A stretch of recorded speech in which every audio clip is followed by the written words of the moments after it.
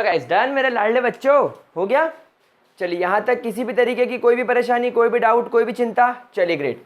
अब हम लोग कोलरॉश लॉ में थोड़ा और आगे चलते हैं और एक और इंपॉर्टेंट चीज को सीखने की कोशिश करते हैं, और वो क्या है देखिए। अब गाइस आप लोग सब समझते हो कि मान लीजिए आपके पास में एक वीक इलेक्ट्रोलाइट है। मैंने माना मेरे पास में एक वीक इलेक्ट्रोलाइट है, लेट्स से CH3COOH। अब हमने इक्विलिब्रियम के अंदर पढ़ा था कि जब ये डिसोसिएट होगा तो ये CH3COO नेगेटिव और H पॉजिटिव बनाएगा गाइस, ग्रेट। अगर मान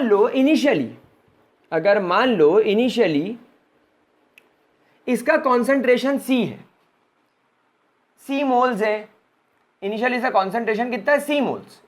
तो अभी इनका डिसोसिएशन तो कुछ भी नहीं हुआ इनिशियली, लेकिन फाइनली जब आपने इसका इलेक्ट्रोलाइटिक सॉल्यूशन बना लिया तो मैंने देखा कि C में से C अल्फा मोल्स डिसोसिएट हो गए। C में से C अल्फा मोल्स डिसोसिएट हो गए। अब डिसोसिएट होने के बाद इसके कितने मोल्स बने? ऑब्वियसली C अल्फा बने होंगे, और इसके भी कितने बने होंगे? C alpha. Where C is concentration, आप लोग सब जानते हो C क्या है? कॉन्सेंट्रेशन है, and alpha is the dissociation, क्या चीज क्लियर हो गई? तो फाइनली अगर आपको यहां पर डिसोसिएशन कांस्टेंट निकालना हो एसिड का या बेस का, तो आप इसे लिखेंगे Ka, that is dissociation constant. आप इसे क्या लिखेंगे? आप इसे लिखेंगे डिसोसिएशन कांस्टेंट। ये हम सब लोग जानते हैं, इक्विलिब्रियम में हमने बेहतरीन तरीके से पढ़ा था। तो दैट इज द प्रोडक्ट या multiplication of concentration of product. तो C alpha multiply by C alpha divided by C minus C alpha. आपने देखा तो ये C multiply by C square हो गया, alpha multiply by square alpha square हो गया। C मैंने कॉमन ले लिया, यहां पर बचा 1 माइनस अल्फा, C से C कट गया, यहां बचा C alpha square upon 1 minus alpha. क्या चीज क्लियर हो गई? तो ये मेरे प्यारे बच्चों आप सभी लोगों को पहले से पता है। तो मैं चाहूंगा कि यहां पर आप Ka यानी डिसोसिएशन कांस्टेंट की value C alpha square upon 1 minus alpha लिख के रख लो, एक तरफ डब्बा बना के आप इसको लिख लो, ताकि अभी जो मैं आपको फॉर्मूला पढ़ाने जा रहा हूं उसमें आपको किसी प्रकार की कोई दिक्कत ना हो। क्या आप लोगों ने ये चीज नोट कर ली? क्या आपको इसके अंदर किसी भी तरीके की कोई दिक्कत मेरा प्यारा प्यारा बच्चा लोग? Is there any kind of problem? पक्का? चलिए ग्रेट। अब किसी भी वीक इलेक्ट्रोलाइट के लिए अगर आप लोगों को यह पता लगाना है कि उसका कितना डिसोसिएशन हुआ, तो फॉर एनी इलेक्ट्रोलाइट या फॉर वीक इलेक्ट्रोलाइट, तो फॉर वीक इलेक्ट्रोलाइट्स, यूजुअली ये वीक इलेक्ट्रोलाइट के लिए यूज होता है। अगर आपको यह पता लगाना है कि उसका डिसोसिएशन कितना हुआ है अल्फा, तो बेटा उसके लिए आपको एक डायरेक्ट फॉर्मूला यूज करना है। किसी भी तरीके का आपको कोई टेंशन लेने का जरूरत नहीं। That is molar conductivity at any dilution divided by molar conductivity at infinite dilution. ये डायरेक्ट फॉर्मूला आप लोगों को यूज करना है to obtain the degree of dissociation. मतलब अगर आपको ये पता लगाना है कि भैया कितना डिसोसिएशन हुआ है, तो बस आपको ये चीज फॉलो करनी है। क्या लिखना है? Molar conductivity at any dilution divided by molar conductivity at infinite dilution. क्या चीज क्लियर हो गई?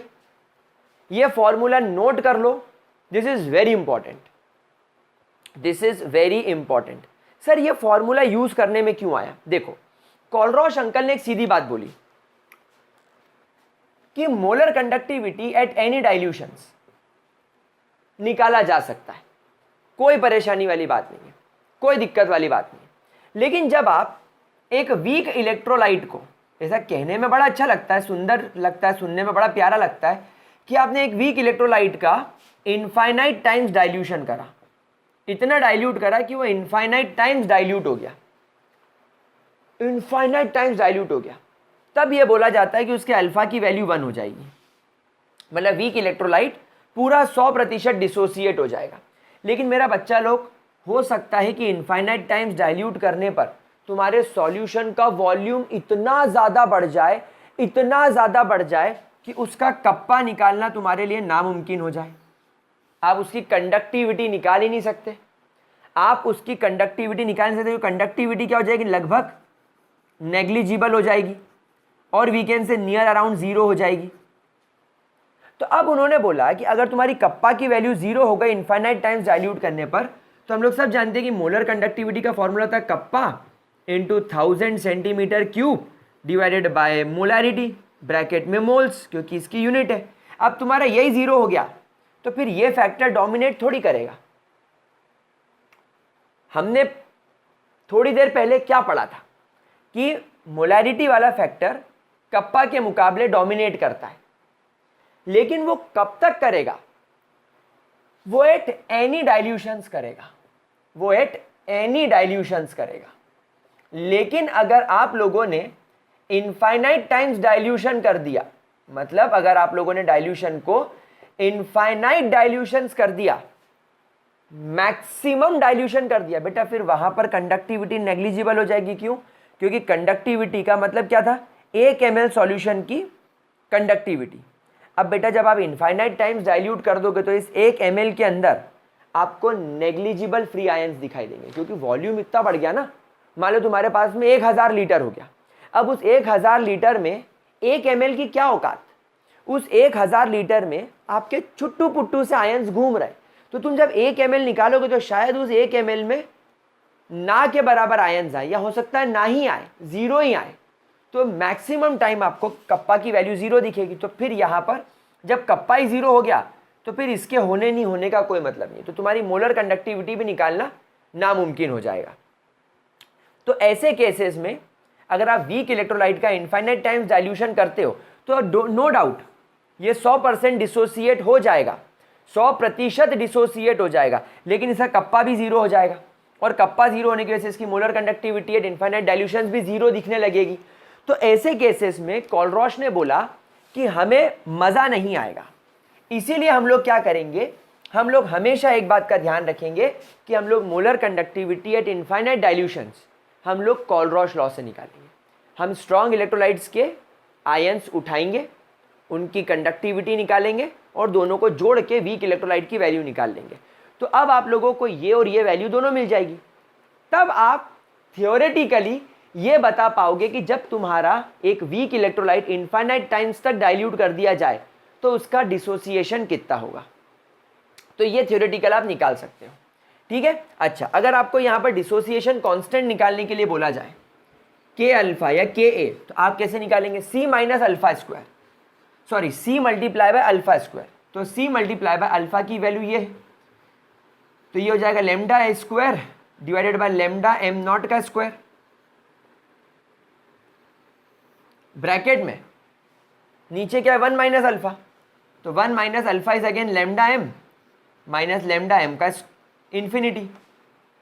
अपन जब इसको सॉल्व करेंगे तो हो जाएगा C lambda M square upon lambda M not का स्क्वायर मल्टीप्लाई बाय, ये एलसीएम लेंगे तो यहाँ बचेगा लेमडा एम और ये हो जाएगा lambda M infinity minus lambda M, ये और ये कट जाएगा तो यहाँ पर बचेगा सी लेमडा एम का square upon lambda M multiply by lambda M infinity minus lambda M, and this is the formula for K A.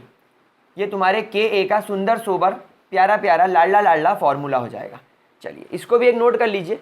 ये दो फॉर्मूलेज मेरा बच्चा लोग आप लोगों के लिए भयानक इंपॉर्टेंट है, भयानक भयानक इंपॉर्टेंस रखते हैं, धद इंपॉर्टेंस रखते हैं, धद इंपॉर्टेंस रखते हैं। तो प्लीज़ इसको ज़रा अच्छे तरीके से नोट कर लीजिए। अच्छा, यहाँ पर भी आप चाहो तो ये लेमडा एम कॉमन ले सकते हो, तो लेमडा एम आप यहाँ पे कॉमन निकाल सकते हो। तो इट्स अप टू यू कि आप इसको कैसे सॉल्व करना चाहते हो। मैं एक क्वेश्चन करवाता हूँ आप लोगों को, मैं आपको एक क्वेश्चन करवाता हूँ और उस क्वेश्चन के बेसिस पर हम लोग सवाल सॉल्व करेंगे। चलिए लिख लिया आप लोगों ने, करे क्वेश्चन सॉल्व? चलिए ग्रेट। तो बच्चा लोग देखो इस तरीके की चीज़ें भी आपको आएगी। आपको डिसोसिएशन कांस्टेंट के अलावा डिसोसिएशन कितना हुआ है alpha, alpha is degree of dissociation कितना हुआ है, सब पूछा जा सकता है। एनसीईआरटी का एग्जांपल उठाएंगे ये भी। तो ये कह रहा है द कंडक्टिविटी, यानी तुमको कप्पा की वैल्यू दे रखी है। सो द कंडक्टिविटी ऑफ 0.001028, 0.001028, वाह बस इतना ही, बस क्या बात कर रहा हूँ, molar acetic acid solution is कितनी दे रखी है भाई साहब, 4.95 इंटू 10 टू द पावर कितना दे रखा है, -5 साइमन्स पर सेंटीमीटर, ठीक है, बढ़िया, बहुत बढ़िया है। तो कैलकुलेट द डिसोसिएशन कांस्टेंट, अच्छा, सो कैलकुलेट द डिसोसिएशन कांस्टेंट यानी के ए, लेमडा एम नॉट यानी molar conductivity at infinite dilutions, अच्छा ठीक है, सिर्फ के ए ही पूछ रहा है। If molar conductivity at infinite dilutions is 390.5 siemens centimetre square per mole. Okay, तो अब इस तरीके के सवाल को आप कैसे सॉल्व करेंगे, देखिए आपसे के ए पूछा है, चलो के ए का फॉर्मूला क्या निकला था बच्चा लोग, C alpha square upon 1 minus alpha, अगर आप लोगों को याद हो। तो मुझे इस फॉर्मूले के लिए, मुझे के ए निकालने के लिए ये फॉर्मूला लगेगा, लेकिन ये फॉर्मूले में मुझे अल्फा लग रहा है। चलो कॉन्सेंट्रेशन तो दे रखा है, लेकिन अल्फा नहीं दे रखा है। तो अल्फा निकालने का फॉर्मूला क्या था, molar conductivity at any dilution divided by molar conductivity at infinite dilutions. मुझे इनफाइनाइट डाइल्यूशंस की वैल्यू भी दे रखी है, लेकिन मुझे इसकी वैल्यू नहीं मिल रही है। तो इसके लिए मुझे एक और फॉर्मूला लगाना पड़ेगा, molar conductivity is equal to kappa siemens per centimetre multiply by 1000 centimetre cube divided by molarity, जिसकी वैल्यू मोल्स में दे रखी है। मुझे यहाँ पर कॉन्सेंट्रेशन भी दे रखा है यानी मोलारिटी, मुझे यहाँ पर कंडक्टिविटी भी दे रखी है। तो मुझे सबसे पहले ये मिल जाएगा, इससे मुझे ये मिल जाएगा और इससे मुझे ये मिल जाएगा। क्वेश्चन की फ्रेमिंग समझ गए क्या आप लोगों को, क्वेश्चन फ्रेम करते आ गया। तो देखो आप सबसे पहले लेमडा एम लगाओ, तो lambda M is equal to kappa की वैल्यू क्या है, 4.95 into 10 to the power -5 siemens per centimetre minus 1000 centimetre cube divided by 0.001028 moles.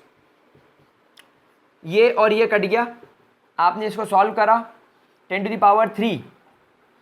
Power 3 से ये कट गया, तो बचेगा 4.95 into 10 to the power -2 siemens centimetre square upon, decimal को मैंने 1, 2 और 3 डिजिट इधर शिफ्ट करा, तो ये गया 1.028 into 10 to the power -3 moles. -3 ऊपर जाके +3 हो जाएगा, और ये मैं इसको अप्रॉक्सीमेटली 1 मान लूँ, तो नियर अराउंड मुझे 4.9 वैल्यू मिलेगी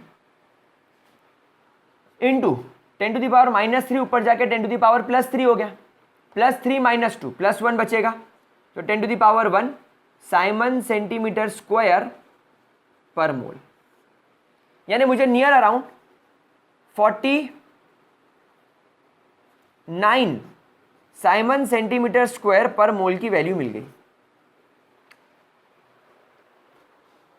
ठीक है, मुझे नियर अराउंड ये वैल्यू मिली। अब मैं इस वैल्यू को यहां रख देता हूं अल्फा में, चलो अल्फा में वैल्यू रखो। What is lambda M, 49 siemens centimetre square per mole divided by what is lambda M not, ये रहा lambda M not 390.5 siemens centimetre square per mole. ये और ये यूनिट पूरी कट गई। अब यहाँ पर बचा सिर्फ 49/390.5। इसको सॉल्व करने पर क्या आंसर आएगा जरा देखो, मैं डायरेक्ट आंसर लिखूंगा 0.1233, 0.1233 इज योर अल्फा। बस अब जब अल्फा की वैल्यू मिल गई है तो के अल्फा में वैल्यू रख दो या के ए में वैल्यू रख दो डिसोसिएशन कांस्टेंट में। कॉन्सेंट्रेशन क्या है 0.001028 मल्टीप्लाई बाय अल्फा का स्क्वायर यानी 0.1233 का square divided bye 1 minus alpha यानी 1 माइनस 0.1233। बस इसको सॉल्व भी करना है आपको। जब आप इसको पूरी तरीके से सॉल्व करोगे, I will write down the answer directly 1.78 into 10 to the power -5 moles per litre. Moles per litre is the answer. भाई अल्फा तो यूनिट लेस है, लेकिन कॉन्सेंट्रेशन की यूनिट तो मोल्स पर लीटर होती है ना, इसलिए आपकी unit finally moles per litre आएगी। तो देखो इस तरीके के सवाल आपको हमेशा देखने को मिलेंगे, आपको इस तरीके के सवाल हमेशा हमेशा देखने को मिलेंगे। You will always get such kind of questions. मज़ा आएगा इस तरीके के सवाल सॉल्व करने में। ठीक है, आगे बढ़े, कोई परेशानी कोई दिक्कत? पक्की बात। चलिए एक सवाल और सॉल्व करेंगे,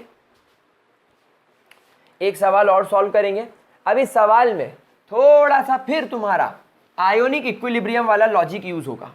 तो वो सवाल करवाने से पहले मैं आपको एक चीज याद दिलाना चाहूंगा कि पीएच का फॉर्मूला क्या होता है। pH is the negative logarithm base 10 of H positive ion concentration. क्या यही होता है? ठीक है, चलो सवाल देखते हैं। सवाल यह है, the molar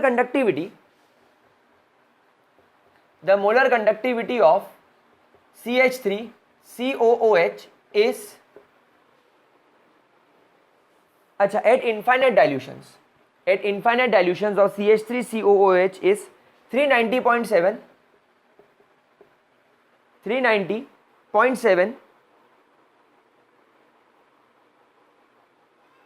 and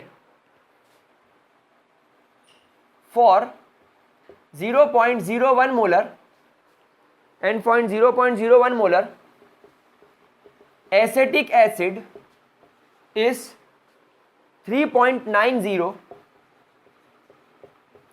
Simon centimetre square per mole.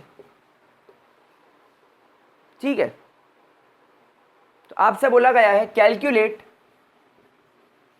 The alpha and pH of the solution. लगाओ भैया लगाओ, कैसे सॉल्व करोगे?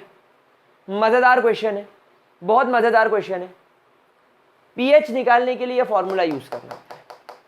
अल्फा निकालने के लिए सर आपने फॉर्मूला लिखाया था, molar conductivity at any dilution divided by molar conductivity at infinite dilutions. सवाल में molar conductivity at infinite dilutions directly दे रखा है। इनफैक्ट क्वेश्चन में आप लोगों को molar conductivity at this concentration भी दे रखा है। तो आपको तो यहां पर डायरेक्टली वैल्यू मिल गई अल्फा की, लेमडा एम यानी molar conductivity eight 0.01 molar concentration divided by molar conductivity at infinite dilutions. तो वैल्यू हो जाएगी 3.907 डिवाइडेड बाय 390.7। क्या बोलती पब्लिक? डेसिमल को अगर मैं 2 डिजिट इधर शिफ्ट करा, 1 और 2, तो ये हो जाएगा 3.907 divided by 3.907 into 10 to the power plus 2। ये एग्जैक्टली 1 टाइम चला गया, तो ये हो जाएगा 1 into 10 to the power minus 2 मतलब 0.01 mole will be the 0.01 will be the your value of alpha. ठीक है सर, अल्फा की वैल्यू आ गई, तो क्या मैं यहां पर अल्फा की वैल्यू लिख दूं? मेरे सवाल में अल्फा की वैल्यू ये आई, ये मैं रब करना चाहूंगा क्योंकि मुझे तुमको पीएच निकालना सिखाना है। पीएच का सवाल है क्योंकि ये बढ़िया सवाल है, बेहतरीन सवाल है, मस्त सवाल है। मिटाए, चलिए, तो अल्फा निकल गया, पीएच निकालना है। एसिटिक एसिड है, हम लोग सब जानते हैं एसिटिक एसिड एक वीक एसिड होता है, तो ये इक्विलिब्रियम पर चला जाएगा और CH3CO नेगेटिव और H पॉजिटिव में टूट जाएगा। हम लोग जानते हैं अगर इनिशियली इसका कॉन्सेंट्रेशन C है तो इसका कॉन्सेंट्रेशन 0 होगा, लेकिन आफ्टर डाइल्यूशन इसका कॉन्सेंट्रेशन बचेगा C minus C alpha.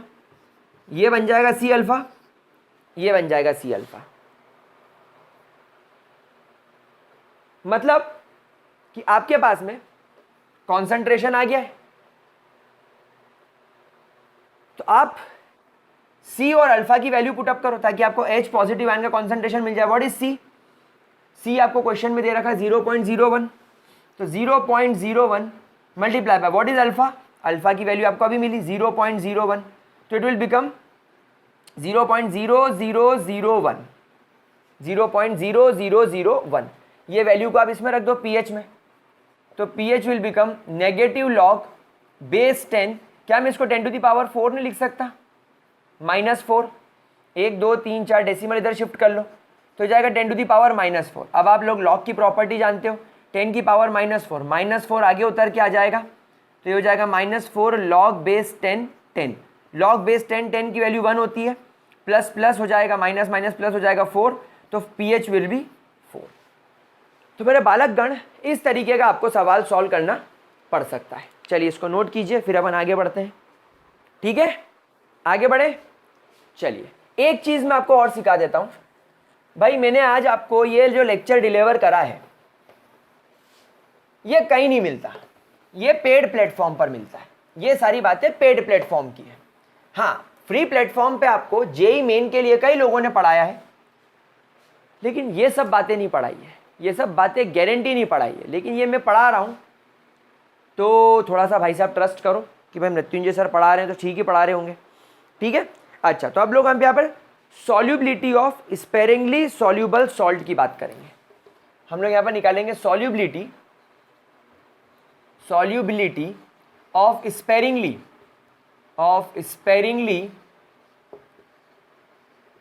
Soluble salts, sparingly soluble salt, और हम लोग यहाँ पर इनका कांस्टेंट भी निकालेंगे। देखो बच्चा लोग, सीधी सी बात है, स्पेरिंगली सॉल्यूबल सॉल्ट मतलब वीक सॉल्ट, ऐसी सॉल्ट जो पानी में 100% डिसॉल्व ना हो।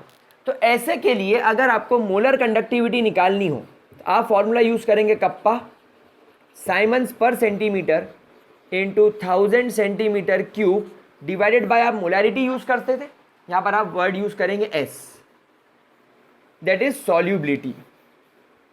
S is your solubility. S क्या है बच्चा लोग?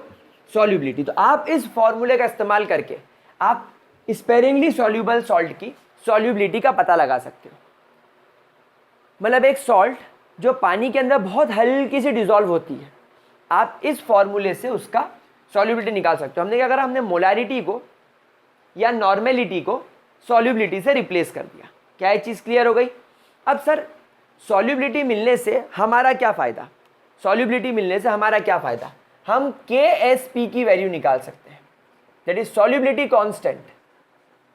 हम लोग क्या निकाल सकते हैं? Solubility constant. याद है आप लोगों ने सॉल्युबिलिटी कांस्टेंट कैसे निकाली थी इक्विलिब्रियम चैप्टर में? जैसे फॉर एग्जांपल अगर मान लीजिए आपके पास में एक सॉल्ट है AlOH3, जब ये AlOH3 पूरी तरीके से डिसोसिएट होगी तो आपको यहाँ पर मिलेगा Al3 positive plus 3OH negative. तो अगर मान लीजिए इसका सॉल्युबिलिटी पानी के अंदर S है और OH का सॉल्युबिलिटी भी पानी के अंदर S है, तो इसके तो 3 है, तो ये हो जाएगा 3S। तो KSP will become equal to solubility of cation multiply by solubility का क्यूब, सॉल्युबिलिटी का क्यूब। क्या ये बात समझ में आ गई बच्चा लोग? कोई परेशानी इसके अंदर किसी भी तरीके की? ज़रा इसको ध्यान से देखेंगे, इसको ध्यान से देखेंगे। इनफैक्ट हम लिखेंगे 3S का क्यूब, या इसको सिंपली आप लिख सकते हैं 3S का क्यूब। ठीक है, तो इस तरीके से आप लोग इस तरीके के सवालों को सॉल्व करेंगे। हमने लिखा 3S और ये पावर क्यूब में भी लिखेंगे हम लोग इसको। तो इसको फाइनली सॉल्व करने पर क्या हो जाएगा? 27S की power 4, that will be solubility of KSP of this salt. तो इस तरीके से अगर आपको सॉल्युबिलिटी मिल जाए तो आप KSP की वैल्यू भी निकाल सकते हैं। हम लोग एक क्वेश्चन सॉल्व करेंगे इसके ऊपर, हम लोग एक क्वेश्चन सॉल्व करने वाले हैं। हम लोग क्वेश्चन सॉल्व करने वाले हैं, जल्दी से इसको नोट करें।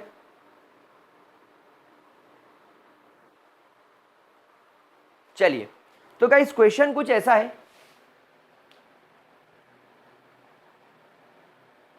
लिखे? चलिए, तो गाइस देखो सॉल्युबिलिटी प्रोडक्ट पर भी सवाल आएंगे और इसी तरीके के सवाल आएंगे जैसा मैंने आपको करवाया है। क्वेश्चन देखो बच्चा लोग, क्वेश्चन है मेरे प्यारे लाडलो कि तुम लोगों को कंडक्टिविटी दे रखी है, द कंडक्टिविटी ऑफ अ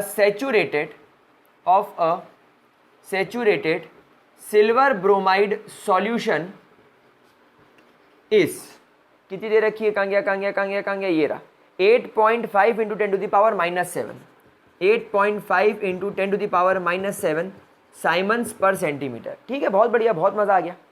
अगर आपको सिल्वर का मोलर कंडक्टिविटी दे रखा हो एट इनफाइनाइट डाइल्यूशंस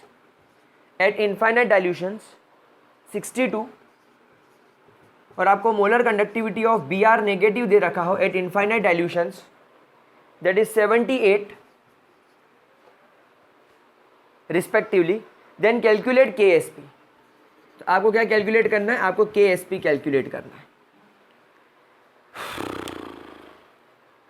चलो कैसे सॉल्व करोगे?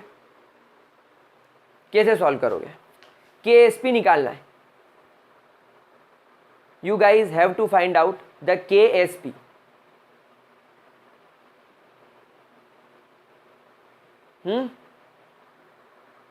तो बच्चा लोग यहां पर आप फॉर्मूला यूज करोगे। मैंने आपको क्या लिखा है? Molar conductivity at any dilution is equal to kappa into 1000 upon S. एक बात हमेशा ध्यान रखना, स्पेरिंगली सॉल्यूबल सॉल्ट के लिए आप ये वाला फॉर्मूला भी बिना डरे यूज कर सकते हो। Molar conductivity at infinite dilution is equal to kappa into 1000 upon S. ये दोनों फॉर्मूलेज एप्लीकेबल होंगे स्पेरिंगली सॉल्यूबल सॉल्ट के लिए। तो क्योंकि यहां पर सवाल में आपको इनफाइनाइट डाइल्यूशंस पर मोलर कंडक्टिविटी की वैल्यू दे रखी है, तो आप सबसे पहले मोलर कंडक्टिविटी ऑफ AgBr निकाल लीजिए इनफाइनाइट डाइल्यूशंस। सिल्वर का है 62, ब्रोमीन का है 78, तो वैल्यू हो जाएगी 8 और 2 10, एक कैरी, 6 6 12 13 14 साइमन पर सेंटीमीटर। फिर आपको कप्पा की वैल्यू भी दे रखी है। You guys have kappa is equal to 8.5 into 10⁻⁻7 siemens per centimetre. ये पर मोल भी आएगा इसकी यूनिट में। तो आप यहाँ पर सबसे पहले लेमडा एम नॉट वाला फॉर्मूला लगा दीजिए। ये वाला लेमडा एम की जगह आ जाएगा 140 Simons per centimetre, Simon centimetre square per mole, Simon centimetre square per mole is equal to kappa की value 8.5 into 10⁻⁻7 siemens per centimetre multiply by 10⁻³ centimetre cube. ये हमेशा सेंटीमीटर क्यूब में चलेगा, मैंने 1000 को 10⁻³ लिख दिया। और एस, तो एस की वैल्यू कैसे निकलेगी? देखो 8.5 इंटू, मैंने +3 को इसमें जब हटा दिया तो हो जाएगा 10⁻⁻4 बचेगा। ये सेंटीमीटर से ये कट गया तो ये साइमन्स सेंटीमीटर स्क्वायर हो जाएगा डिवाइडेड बाय 140 मल्टीप्लाई बाय कुछ भी नहीं, 140 साइमन सेंटीमीटर स्क्वायर, और ये पर मोल ऊपर जाके मोल चला जाएगा। ये पर मोल को मैंने ऊपर रख दिया तो ये कट गया, तो ये बचेगा 8.5 इंटू 10⁻⁻4 डिवाइडेड बाय 140। तो इसको जब 1 डिवाइड करेंगे तो वैल्यू मिलेगी 0.06 इंटू 10⁻⁻4 मोल्स। तो ये तुम्हारी सॉल्युबिलिटी निकल गई। तो मैं सॉल्युबिलिटी यहाँ लिख देता हूँ कि हमारी सॉल्युबिलिटी कितनी आई, 0.06 इंटू 10⁻⁻4 मोल्स। पहले जरा इतना नोट कर लो,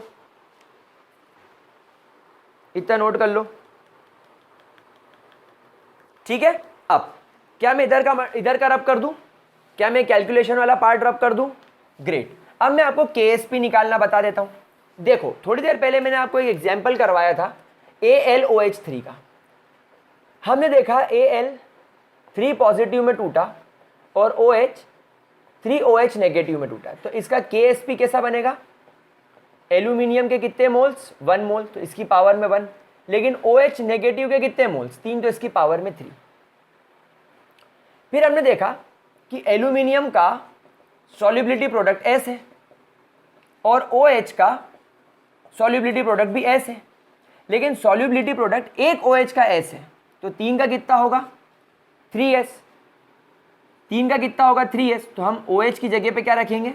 3S का क्यूब और यहाँ पर रखेंगे S, तो ये हो जाएगा 27S की पावर में 4। ऐसे ही किया था हम लोगों ने क्लास 11 में भी ऐसे ही सीखा था। अब हम यहाँ पर क्या करने वाले हैं? अब हम यहाँ पर AgBr का करने वाले हैं। तो आप देखो AgBr कितने पार्ट में टूटता है? AgBr कितने पार्ट में टूटता है? Ag पॉजिटिव और Br नेगेटिव। तो S की वैल्यू क्या आएगी? Ag मल्टीप्लाई बाय Br, दोनों की पावर में 1। सॉल्युबिलिटी प्रोडक्ट तुम्हारा दोनों का सेम आया 0.06, क्योंकि ये पूरे AgBr का आया है। दोनों का एस एस होता है। भाई हमने सीखा था ना, दोनों का सॉल्युबिलिटी प्रोडक्ट क्या होगा, एस, और इसका भी एस, के एस पी, दोनों का एस एस होगा। तो हम लोगों ने यहां पर लिखा K S P is equal to S का स्क्वायर, दोनों को हमने मल्टीप्लाई कर दिया, एस इंटू एस कर दिया। अब अगर मान लो ब्रोमीन 3 होता तो हम 3s लिखते। समझ में आ गई बात आपको? तो ये एस स्क्वायर हो गया, तो इसके एस की वैल्यू क्या, 0.06 मल्टीप्लाई बाय 10⁻⁻⁴ का होल स्क्वायर। तो 0.06, एक काम करो, ये डेसिमल 2 डिजिट इधर ले जाओ, तो इसको कर दो 6 और इसको कर दो -6। तो 6 6 36 इंटू 10⁻⁻12। डेसिमल को एक डिजिट इधर ले आओ, तो ये हो जाएगा 3.6 into 10⁻11। And this is the exact answer which we have got. This is the value of KSP। तो इस तरीके से मेरा बच्चा लोग आप लोगों को KSP वगैरह भी निकालना पड़ सकता है। एक छोटा सा अपडेट, वैसे तो ये अपडेट आप लोगों के लिए नहीं है, अगर आप किसी 8, 9 और 10th के बच्चे को जानते हो जो अपना अर्ली फाउंडेशन बनाना चाहता है, जो आप लोगों ने शायद मिस कर दिया होगा, 8, 9 और 10th का बच्चा जो अपना अर्ली फाउंडेशन बनाना चाहता है जेई नीट जैसे एग्जाम्स के लिए, NTSC ओलंपियाड्स के लिए, तो उसके लिए गाइस एक इंपॉर्टेंट इन्फॉर्मेशन है कि मैंने अनअकैडमी पर एक कैटेगरी पर ज्वाइन किया है, और वो कैटेगरी सिर्फ 8, 9 और 10th के बच्चों के लिए है, अर्ली फाउंडेशंस के लिए। उसकी कंप्लीट इन्फॉर्मेशन मैंने नीचे डिस्क्रिप्शन बॉक्स में दे रखी है। उन डिज़ायरेबल बच्चों के साथ, उन नीडी बच्चों के साथ जिनको उस चीज़ की नीड है, ज़रूर शेयर कीजिएगा, ठीक है? Any issues, any problem? तो गाइज यहाँ पर हम लोगों का एक बहुत बड़ा, बहुत इंपॉर्टेंट और बहुत ही ज़्यादा खतरनाक चीज़ खत्म होती है, that is variation of molar conductivity with concentration and the Kohlrausch law. जितना पढ़ाया है सब डिटेल में पढ़ना, सब ठीक तरीके से पढ़ के रखना। कोई भी डाउट हो कमेंट सेक्शन में लिखना। अब हमारे चैप्टर का लास्ट टॉपिक बचा हुआ है, दैट इज इलेक्ट्रोलिसिस। वो भी हम एक लेक्चर में, 1 शॉट में ख़त्म कर देंगे, मतलब अगले लेक्चर में चैप्टर खत्म होने वाला है। फिर हम लोग करेंगे इसके न्यूमेरिकल्स वगैरह in recorded form by using laptop and digital platform, ठीक है? चलिए, तो that's all for this video. Bye bye मेरा प्यारा बच्चा लोग, and have a great day, see you.